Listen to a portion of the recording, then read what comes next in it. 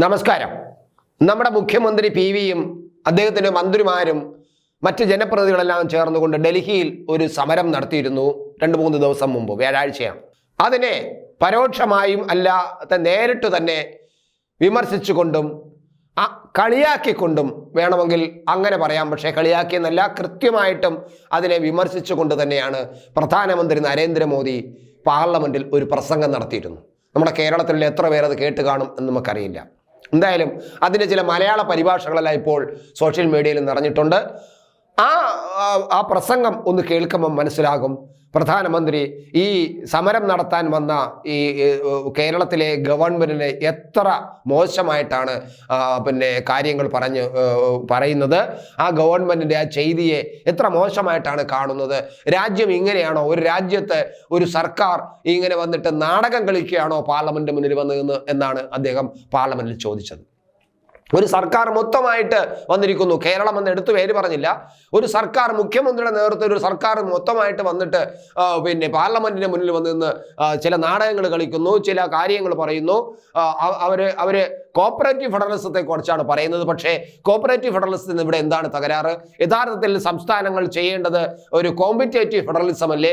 Competitive federalism ഉണ്ടെങ്കിൽ മാത്രമല്ലേ കാര്യങ്ങൾ നടക്കും. പരസ്പരം ഒരു മത്സരം വേണ്ടേ? നമ്മൾക്ക് എൻ്റെ സംസ്ഥാനം കൂടുതൽ നന്നാവണം, കൂടുതൽ വികസിക്കണം എന്ന് പറഞ്ഞുകൊണ്ടുള്ള പരിശ്രമം നടത്തണ്ടേ? എല്ലാ സംസ്ഥാനങ്ങളെയും പരസ്പരം അങ്ങനെയുള്ള ഒരു ആരോഗ്യകരമായ മത്സരത്തിലൂടെ ഒരു ഫെഡറലിസം ശക്തമാകണ്ടേ? അങ്ങനെയല്ലേ ഫെഡറലിസം ശക്തമാകേണ്ടത്? ഞാൻ മുഖ്യമന്ത്രിയായിട്ട് 10 വർഷം ഒരു സംസ്ഥാനം ഭരിച്ചിരുന്നു. എന്നെ അന്നത്തെ കേന്ദ്ര ഗവൺമെന്റ് വല്ലാതെ ബുദ്ധിമുട്ടിച്ചിട്ടുണ്ട്. ഒരു കാര്യങ്ങളും എനിക്ക് തന്നിട്ടില്ല. ഞാൻ കേന്ദ്രത്തിലെ മന്ത്രിമാരെ കാണാൻ പോലും എന്നെ അനുവദിച്ചിരുന്നില്ല. അങ്ങനെ കാണുകയാണെങ്കിൽ പോലും അവരെ ആ പാർട്ടി താക്കീത് ചെയ്യുമായിരുന്നു. ഏതെങ്കിലും തരത്തിൽ ഞാൻ എവിടെയെങ്കിലും വെച്ച് കണ്ടാൽ പാർട്ടി അവരെ താക്കീത് ചെയ്യുമായിരുന്നു. അത്രമാത്രം എനിക്കവിടെ ഒരു തരത്തിലുള്ള സഹായവും കേന്ദ്രത്തിൽ നിന്ന് കിട്ടിയിട്ടില്ല. പക്ഷെ ഞാൻ കരഞ്ഞുകൊണ്ട്, ഇപ്പോൾ ചിലർ നടത്തുന്നത് പോലെ കരഞ്ഞുകൊണ്ട് ഞാൻ നടന്നില്ല. ഞാൻ എൻ്റെ സംസ്ഥാനത്തിൻ്റെ വളർച്ചയ്ക്ക് വേണ്ടിയിട്ട് ഞാൻ വളരെയധികം പൊരുതി. അന്നത്തെ പ്രധാനമന്ത്രി മൻമോഹൻ സിംഗിനോട് ഞാൻ ഗുജറാത്തിൽ വരണം, എൻ്റെ സംസ്ഥാനത്ത് വരണം, സംസ്ഥാനത്തെ കാണണം, ഞങ്ങൾക്ക് ചില കാര്യങ്ങൾ പറയാനുണ്ട് എന്ന് പറഞ്ഞപ്പോൾ വരാമെന്ന് പറഞ്ഞു.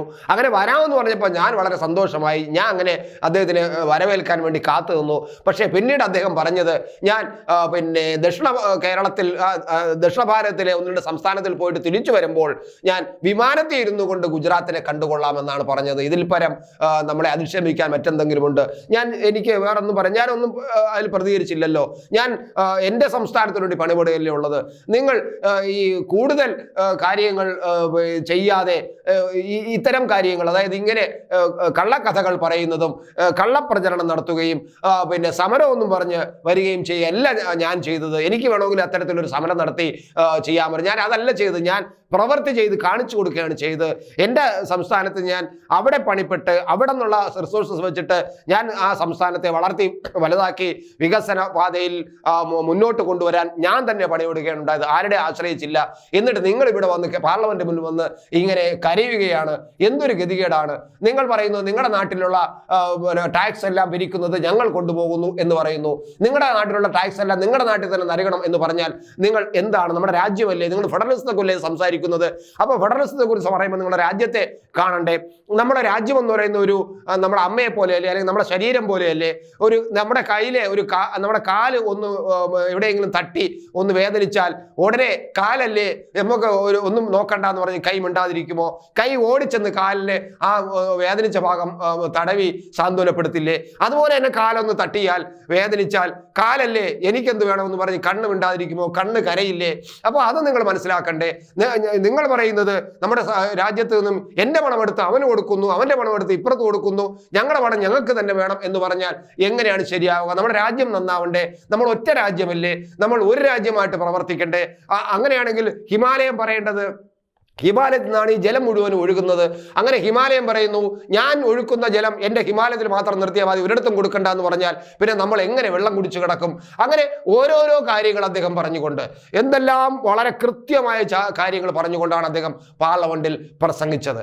ഈ പ്രസംഗം കേട്ടാലെങ്കിലും മനസ്സിലാവുമെങ്കിൽ ഇവിടെ നിന്ന് പോയ ഈ വലിയ മഹാനുണ്ടല്ലോ, നമ്മുടെ മുഖ്യമന്ത്രി എന്ന് പറയുന്ന മഹാൻ, അവിടെ പോയി ഇരുമ്പ് കസേരയിട്ട് വലിയ ഗമയിലിരുന്ന ഒരു മനുഷ്യനുണ്ടല്ലോ, അദ്ദേഹത്തിന് കുറച്ചെങ്കിലും ബോധം വേണം. കാരണം നമ്മുടെ നമ്മുടെ സംസ്ഥാനത്ത് നിന്ന് കിട്ടേണ്ട കാര്യങ്ങൾ നമ്മൾ സ്വന്തമായിട്ട് എടുക്കാതെ നമ്മളത് നമ്മുടെ റിസോഴ്സ് വെച്ചിട്ട് നമ്മൾ ഡെവലപ്പ് ചെയ്യാൻ വേണ്ടി നോക്കാതെ വീണ്ടും കടമെടുക്കണം 3% നമ്മുടെ GDP-യുടെ കടമെടുക്കാനുള്ള അവകാശം നമ്മൾ 3.5 എടുത്തു. ഇനി 5% എടുക്കാൻ പോകുന്നു. ഞങ്ങളെ ഈ കടക്കണിയിലാക്കാൻ പോകുന്നു. നിങ്ങൾ എവിടെ കൊണ്ടിടാൻ പോകുന്നു എന്നാണ് ഞങ്ങൾക്കും ചോദിക്കേണ്ടത്. അപ്പോൾ പ്രധാനമന്ത്രി ചോദിക്കുന്ന കാര്യങ്ങൾ പാർലമെന്റിൽ പ്രസംഗിച്ച ആ പ്രസംഗം ദയവായി ഈ സമരം ചെയ്യാൻ പോയ മുഖ്യമന്ത്രിമാരും മന്ത്രിമാരും ജനപ്രതിനിധികളുണ്ടല്ലോ ഒരു 5, 10, 15 പ്രാവശ്യം ഒന്ന് ഇട്ട് കേൾക്കുക. നിങ്ങളുടെ ചെവി അടഞ്ഞു പോയില്ലെങ്കിൽ, നിങ്ങളുടെ ബോധോദയം ഇല്ലാതായില്ലെങ്കിൽ അത് നല്ലതായിരിക്കും, നല്ലൊരു ബോധോദയം ഉണ്ടാകാൻ.